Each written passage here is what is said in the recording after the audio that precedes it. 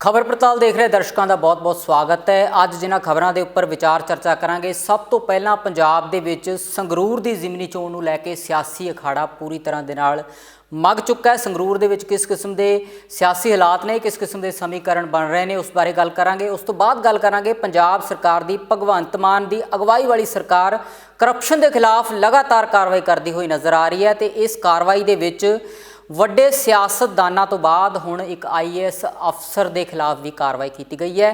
किस के खिलाफ कार्रवाई की गई, की है कार्रवाई, इस बारे भी गल करांगे। तो सब तो अखीर दे विच गल करांगे विरोधी पार्टियां वालों भी राष्ट्रपति के लिए उम्मीदवार के नाम का ऐलान कर दिता गया। इन्हां तमाम खबरों के उपर विचार चर्चा करांगे। सीनियर पत्रकार सुरिंदर डैला जी मेरे स्टूडियो में मौजूद ने।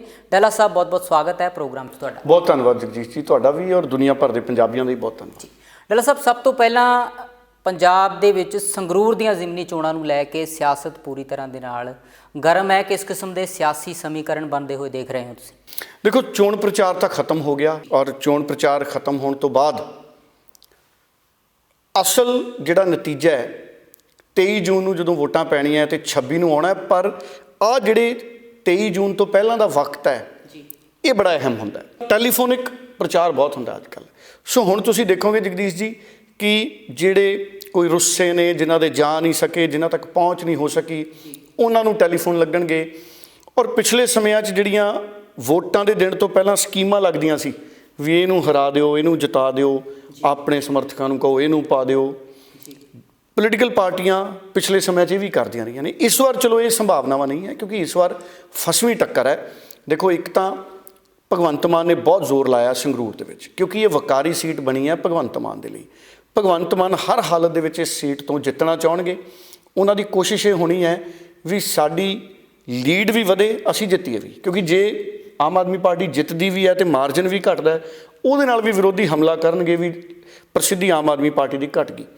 हुण भगवंत मान की कोशिश होनी जित्तीए तो मार्जन वधे, तो विरोधियों की कोशिश होनी है कि भगवंत मान हारे तो कोई होर धिर जिते। देखो, मुकाबला उत्थे आम आदमी पार्टी च भी है, भगवंत मान दे नाल सिमरनजीत सिंह मान दे नाल भी तकड़ा मुकाबला है। फिर BJP नूं ये लगता है कि असीं नवीआं योजनावां लिआई आ, अग्निवीर योजना BJP सोचती है कि इसदा सानूं फायदा मिलूगा।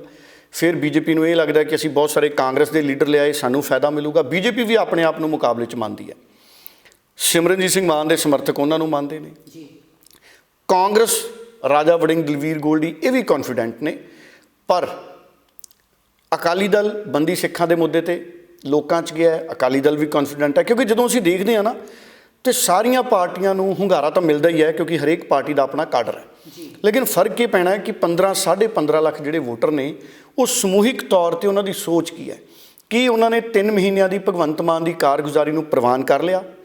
देखा जाए तो कई काम किए ने करप्शन के खिलाफ। होर तो होर भगवंत मान ने चोण प्रचार खत्म होने तो 1-2 दिन पहला सुख विलास वाला मामला भी उत्थे खोल लिया भी असी अकालियां की भी जांच करा सकते हैं सुख विलास की।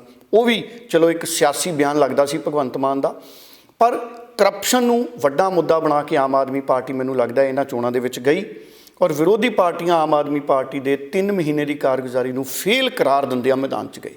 सो हुण वेखदे हां की नतीजा निकलदा है जगदीश जी। ये बहुत देखने वाली गल रहेगी क्योंकि मुकाबला फसमा है उत्थे।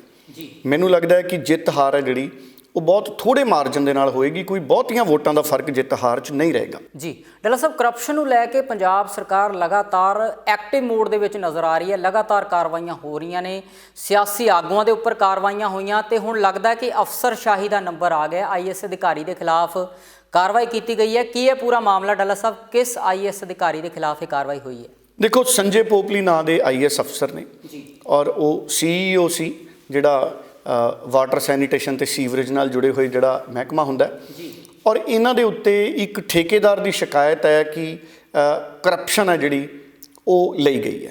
हालांकि ये किस तरह के सबूत है ये तो हुण विजिलेंस ब्यूरो कोले होणगे, पर 2008 बैच के ये IAS अधिकारी सी संजय पोपली। इस तो पहला ये चंडीगढ़ एडमिनिस्ट्रेशन दे विच भी रहे ने। हुण देखने वाली गल ये है कि 2 साबका मंत्री, एक मंत्री तो मौजूदा विजय सिंगला वो तो आम आदमी पार्टी के सी, उन्हां दी गिरफ्तारी होंदी है। फिर साधू सिंह धर्मसोत साबका मंत्री की गिरफ्तारी।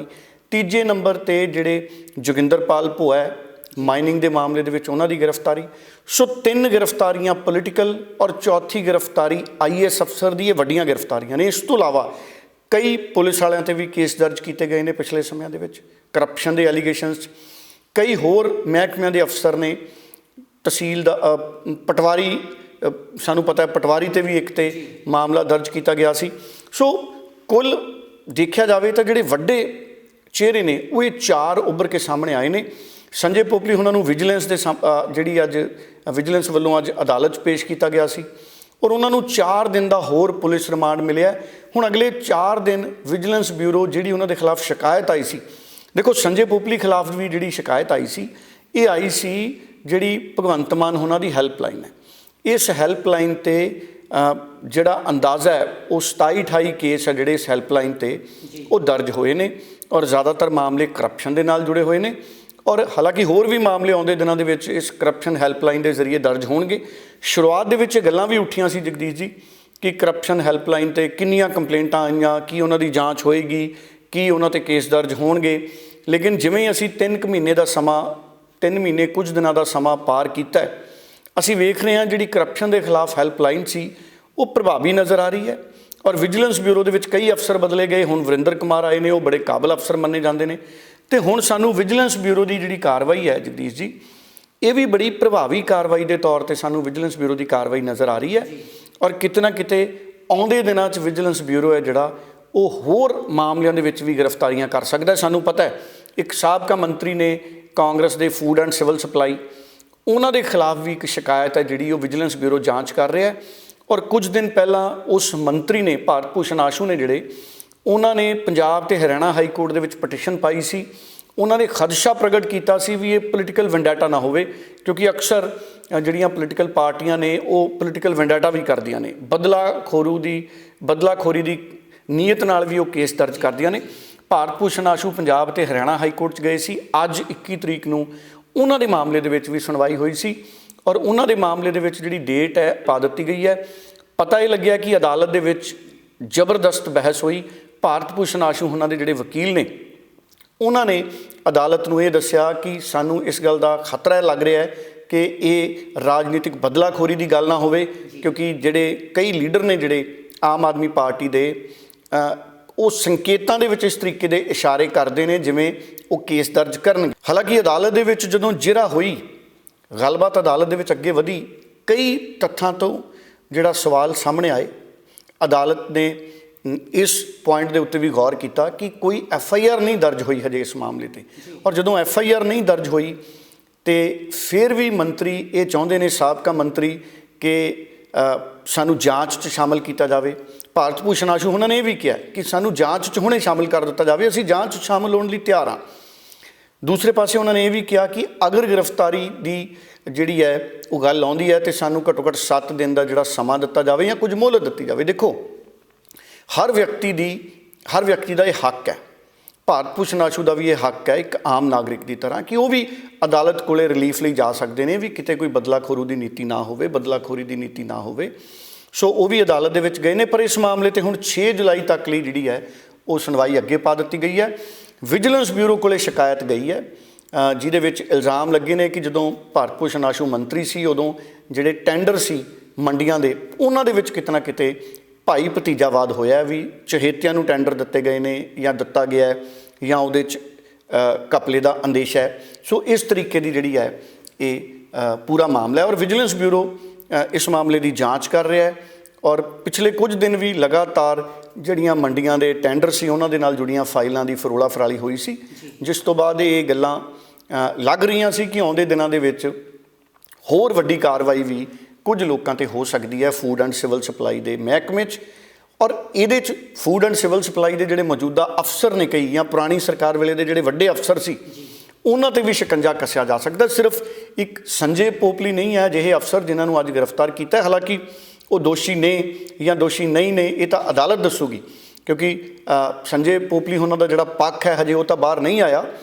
ਪਰ ਜਿਹੜੇ ਫੂਡ ਐਂਡ ਸਿਵਲ ਸਪਲਾਈ ਦੇ ਟੈਂਡਰਾਂ ਨਾਲ ਜੁੜੇ ਹੋਏ ਪੁਰਾਣੇ ਸਮੇਂ 'ਚ ਅਫਸਰ ਸੀ, ਉਹ ਵੀ ਕਹਿੰਦੇ ਚਿੰਤਾ ਦੇ ਵਿੱਚ ਹੈ। ਕਿਤੇ ਉਹਨਾਂ ਨੂੰ ਲੱਗਦਾ ਵੀ ਕਿਤੇ ਕੁਝ ਸਾਡੀ ਜਿਹੜੀ ਸ਼ਮੂਲੀਅਤ ਹੈ ਉਹ ਨਾ ਸਾਹਮਣੇ ਆ ਜਾਏ, ਅਗਰ ਉਹਨਾਂ ਦੀ ਕੋਈ ਸ਼ਮੂਲੀਅਤ ਸ਼ੱਕੀ ਹੈ। ਸੋ ਕਈ ਅਫਸਰ ਨੇ ਜਿਹੜੇ ਇਸ ਵਕਤ ਉਹ ਚਿੰਤਾ 'ਚ ਨੇ। सिर्फ पुराने मंत्री नहीं, कई पुराने अफसर भी काफ़ी ज़्यादा चिंतित ने। इन्होंने जो विजिलेंस का था, विजिलेंस का मामला ये था कि हमने इनसे इंटरोगेशन करना है, इंटरोगेशन में हमें कुछ पता करना है, बाकी भी 25-30 आदमी और भी हो सकते कॉन्टेक्टर जिनका इनके साथ कोई लेजन था जी। तो हमारी तरफ से कंडीशन ये थी कि since nothings to be recovered from them, कुछ भी इनसे रिकवरी तो करनी नहीं है। जो कुछ भी था वीडियो ऑडियो इनके पास ऑलरेडी है, जो कुछ भी इनके पास था वो सारा कुछ इनके पास है, मुहैया है, कराया हुआ इन्होंने, तो सारी एविडेंस इनके पास कलेक्ट की है। तो देयर तो fun to grant any. Sir अब क्या निकल कर आया है, क्योंकि कई चीजें आ रही है, विजिलेंस कह रही है कि कई और भी खुलासे इसमें होंगे। देखिए उनके सपोजिशंस हैं, ये उनकी संभावना है, ये उनकी संभावना है, हो सकता कि और भी होएं। ठीक है, समझ नहीं गा तो 25 को पेश करना है, 25 पेश करेंगे। ਡੱਲਾ ਸਾਹਿਬ, ਭਾਰਤ ਦੇ ਰਾਸ਼ਟਰਪਤੀ ਲਈ ਹੋਣ ਜਾ ਰਹੀਆਂ ਚੋਣਾਂ ਵੀ ਸੁਰਖੀਆਂ ਦੇ ਵਿੱਚ ਨੇ। ਵਿਰੋਧੀ ਧਿਰਾਂ ਵੱਲੋਂ ਵੀ ਸੰਯੁਕਤ ਰੂਪ ਦੇ ਵਿੱਚ ਉਮੀਦਵਾਰ ਦਾ ਐਲਾਨ ਕਰ ਦਿੱਤਾ ਗਿਆ। ਕਿਵੇਂ ਦੇਖਦੇ ਹੋ ਡੱਲਾ ਸਾਹਿਬ? ਦੇਖੋ, ਜਿਹੜੇ ਵਿਰੋਧੀ ਧਿਰਾਂ ਨੇ ਉਹਨਾਂ ਨੇ ਯਸ਼ਵੰਤ ਸਿਨਹਾ ਉਹਨਾਂ ਨੂੰ ਜੀ ਰਾਸ਼ਟਰਪਤੀ ਦੇ ਅਹੁਦੇ ਦਾ ਉਮੀਦਵਾਰ ਐਲਾਨਿਆ। 24 ਜੁਲਾਈ ਨੂੰ ਸਾਡੇ ਰਾਸ਼ਟਰਪਤੀ ਰਿਟਾਇਰ ਹੋ ਰਹੇ ਨੇ ਰਾਮਨਾਥ ਕੋਵਿੰਦ, ਔਰ 18 ਜੁਲਾਈ ਨੂੰ ਵੋਟਾਂ ਪੈ ਸਕਦੀਆਂ ਨੇ ਅਗਰ ਸਰਬਸੰਮਤੀ ਨਾਲ ਉਸ ਤੋਂ ਪਹਿਲਾਂ ਨਵਾਂ ਰਾਸ਼ਟਰਪਤੀ ਨਾ ਚੁਣਿਆ ਗਿਆ। ਬੀਜੇਪੀ ਵੱਲੋਂ ਹਜੇ ਰਾਸ਼ਟਰਪਤੀ ਦੇ ਉਮੀਦਵਾਰ ਦਾ ਨਾਮ ਜਗਦੀਸ਼ ਜੀ ਨਹੀਂ ਆਇਆ, ਔਰ ਭਾਰਤੀ ਜਨਤਾ ਪਾਰਟੀ ਵੱਲੋਂ ਹਜੇ ਨਾਮ ਆਉਣਾ ਬਾਕੀ ਹੈ। ਪਰ ਯਸ਼ਵੰਤ ਸਿਨਹਾ ਦਾ ਨਾਮ ਹੈ ਜਿਹੜਾ ਉਹ ਇਸ ਪਾਸੇ ਤੋਂ ਵਿਰੋਧੀ ਪਾਰਟੀਆਂ ਨੇ ਚੁਣਿਆ। ਇਸ ਤੋਂ ਪਹਿਲਾਂ ਕਈ ਨਾਵਾਂ 'ਤੇ ਸੋਚ ਵਿਚਾਰ ਹੋਈ। ਗੋਪਾਲ ਕ੍ਰਿਸ਼ਨ ਗਾਂਧੀ ਉਹਨਾਂ ਦੇ ਨਾਮ 'ਤੇ ਸੋਚ ਵਿਚਾਰ ਹੋਈ, ਸਾਬਕਾ ਗਵਰਨਰ ਨੇ। ਸ਼ਰਦ ਪਵਾਰ ਦੇ ਨਾਂ 'ਤੇ ਵੀ ਚਰਚਾ ਹੋਈ, ਲੇਕਿਨ ਉਹਨਾਂ ਨੇ ਸਹਿਮਤੀ ਨਹੀਂ ਦਿੱਤੀ ਕਿ ਸਾਨੂੰ ਉਮੀਦਵਾਰ ਬਣਾਓ। ਅਤੇ ਹੁਣ ਯਸ਼ਵੰਤ ਸਿਨਹਾ ਦੇਸ਼ ਦੇ ਮੰਤਰੀ ਵੀ ਰਹਿ ਚੁੱਕੇ ਨੇ, ਖਜ਼ਾਨਾ ਮੰਤਰੀ। ਉਹ IAS ਅਫਸਰ ਵੀ ਰਹੇ। ਲਗਭਗ ਉਹਨਾਂ ਨੇ 24 ਤੋਂ 28 ਸਾਲ ਉਹਨਾਂ ਨੇ ਨੌਕਰੀ ਕੀਤੀ IAS ਅਫਸਰ। ਉਸ ਤੋਂ ਪਹਿਲਾਂ ਉਹ ਅਧਿਆਪਕ ਵੀ ਰਹੇ, ਪ੍ਰੋਫੈਸਰ ਰਹੇ, ਫਿਰ ਉਹਨਾਂ ਨੇ IAS ਕੀਤੀ। ਉਸ ਤੋਂ ਬਾਅਦ ਜਦੋਂ BJP ਬਣੀ, ਉਹ 1986 'ਚ BJP 'ਚ ਆ ਗਏ। ਭਾਰਤੀ ਜਨਤਾ ਪਾਰਟੀ ਜਦੋਂ ਗਠਨ ਹੋਇਆ ਉਹ BJP ਦੇ ਵਿੱਚ ਆ ਗਏ, ਅਤੇ ਫਿਰ ਉਹ ਲਗਾਤਾਰ ਪੋਲੀਟੀਕਲੀ ਤੌਰ ਦੇ ਉੱਤੇ ਸਰਗਰਮ ਰਹੇ। ਔਰ 2018 'ਚ ਉਹਨਾਂ ਨੇ ਭਾਰਤੀ ਜਨਤਾ ਪਾਰਟੀ ਛੱਡੀ। ਸਾਨੂੰ ਸਭ ਨੂੰ ਪਤਾ ਹੈ ਕਿ ਨਰਿੰਦਰ ਮੋਦੀ ਉਹਨਾਂ ਦੀ ਟੀਮ ਦੇ ਨਾਲ ਯਸ਼ਵੰਤ ਸਿਨਹਾ ਦੀ ਜਿਹੜੇ ਸੁਰ ਨੇ ਉਹ ਮਿਲੇ ਨਹੀਂ, ਉਹ ਤਾਲਮੇਲ ਉਹਨਾਂ ਬਣਿਆ ਨਹੀਂ। ਸੋ ਅਟਲ ਬਿਹਾਰੀ ਵਾਜਪਾਈ ਦੇ ਰਾਜ ਦੇ ਵਿੱਚ ਵੀ ਇਹ ਬੜੇ ਸਰਗਰਮ ਰਹੇ। ਸਾਡੀ ਦੇਸ਼ ਦੀ ਸਿਆਸਤ ਦੇ ਵਿੱਚ ਮੰਤਰੀ ਦੇ ਅਹੁਦੇ 'ਤੇ ਰਹੇ ਯਸ਼ਵੰਤ ਸਿਨਹਾ। ਚੰਗੇ ਫਾਈਨਾਂਸ ਮਿਨਿਸਟਰਾਂ ਦੇ ਵਿੱਚ ਇਹਨਾਂ ਨੂੰ ਦੇਖਿਆ ਜਾਂਦਾ ਹੈ। ਔਰ ਪਿਛਲੇ ਸਮੇਂ 'ਚ ਮਮਤਾ ਬਨਰਜੀ ਉਹਨਾਂ ਦੀ ਪਾਰਟੀ 'ਚ ਚਲੇ ਗਏ ਸੀ। ਸੋ ਹੁਣ ਇਹ ਵਿਰੋਧੀ ਧਿਰਾਂ ਦੇ ਰਾਸ਼ਟਰਪਤੀ ਪਦ ਦੇ ਉਮੀਦਵਾਰ ਹੋਣਗੇ। ਮੈਨੂੰ ਇਹ ਲੱਗਦਾ ਇਹਨਾਂ ਨੂੰ ਵੱਡਾ ਸਮਰਥਨ ਮਿਲ ਸਕਦਾ ਹੈ, ਔਰ ਮੈਨੂੰ ਇਹ ਲੱਗਦਾ ਕਿ ਆਮ ਆਦਮੀ ਪਾਰਟੀ ਵੀ ਯਸ਼ਵੰਤ ਸਿਨਹਾ ਦੇ ਨਾਂ 'ਤੇ ਸਮਰਥਨ ਕਰ ਸਕਦੀ ਹੈ। ਮਮਤਾ ਬਨਰਜੀ ਦੀ ਪਾਰਟੀ ਵੱਲੋਂ ਤਾਂ ਹੈ, ਕਾਂਗਰਸ ਵੀ ਸਮਰਥਨ ਕਰ ਸਕਦੀ ਹੈ। ਔਰ ਮੈਨੂੰ ਇਹ ਲੱਗਦਾ ਕਿ ਮੁਕਾਬਲਾ ਰਾਸ਼ਟਰਪਤੀ ਦੀ ਚੋਣ ਦਾ ਸਖਤ ਹੋ ਸਕਦਾ ਹੈ ਯਸ਼ਵੰਤ ਸਿਨਹਾ ਦਾ ਨਾਮ ਆਉਣ 'ਤੇ। ਰਾਸ਼ਟਰਪਤੀ ਦੀ ਚੋਣ ਦੇ ਵਿੱਚ ਸਾਰੀਆਂ ਜਿਹੜੀਆਂ ਸਾਡੀਆਂ ਚੁਣੀਆਂ ਹੋਈਆਂ ਪਾਰਲੀਮੈਂਟਾਂ ਨੇ, ਲੋਕ ਸਭਾ ਮੈਂਬਰ, ਰਾਜ ਸਭਾ ਮੈਂਬਰ, ਵਿਧਾਇਕ, ਇਹ ਸਾਰੇ ਵੋਟਾਂ ਪਾਉਣ ਦੇ ਹੱਕਦਾਰ ਹੁੰਦੇ ਨੇ। ਔਰ ਜਿਨ੍ਹਾਂ ਦੀ ਨੋਮੀਨੇਸ਼ਨ ਹੁੰਦੀ ਹੈ ਸਿੱਧੇ ਰਾਜ ਸਭਾ 'ਚ ਚੁਣੇ ਜਾਂਦੇ ਨੇ ਰਾਸ਼ਟਰਪਤੀ ਵੱਲੋਂ ਜਾਂ ਪ੍ਰਧਾਨ ਮੰਤਰੀ ਵੱਲੋਂ। ਉਹਨਾਂ ਕੋਲ ਇਹ ਅਧਿਕਾਰ ਨਹੀਂ ਹੁੰਦਾ ਵੋਟਾਂ ਪਾਉਣ ਦਾ। ਜਿਹੜੇ ਨੋਮੀਨੇਟਡ ਹੁੰਦੇ ਨੇ ਉਹ ਵੋਟ ਨਹੀਂ ਪਾ ਸਕਦੇ। ਜਿਹੜੇ ਇਲੈਕਟਡ ਨੇ, ਵੋਟਾਂ ਦੀ ਪ੍ਰਕਿਰਿਆ ਦੇ ਨਾਲ ਜਿੱਤੇ ਨੇ, ਉਹ ਸਾਰੇ ਵੋਟਾਂ ਪਾ ਸਕਦੇ ਨੇ। ਸੋ ਵੇਖਦੇ ਹਾਂ ਰਾਸ਼ਟਰਪਤੀ ਸਾਡੇ ਨਵੇਂ ਕੌਣ ਬਣਦੇ ਨੇ। ਜੀ ਡੱਲਾ ਸਾਹਿਬ, ਅੱਜ ਦੀਆਂ ਸਿਆਸੀ ਸੁਰਖੀਆਂ ਦੇ ਉੱਪਰ ਤੁਸੀਂ ਸਾਨੂੰ ਜਾਣਕਾਰੀ ਦਿੱਤੀ, ਸਿਆਸੀ ਹਾਲਾਤਾਂ ਤੋਂ ਜਾਣੂ ਕਰਵਾਇਆ। ਤੁਹਾਡਾ ਬਹੁਤ ਬਹੁਤ ਧੰਨਵਾਦ, ਅਤੇ ਦਰਸ਼ਕਾਂ ਦਾ ਵੀ ਬਹੁਤ ਬਹੁਤ ਧੰਨਵਾਦ। ਬਹੁਤ ਧੰਨਵਾਦ ਜੀ।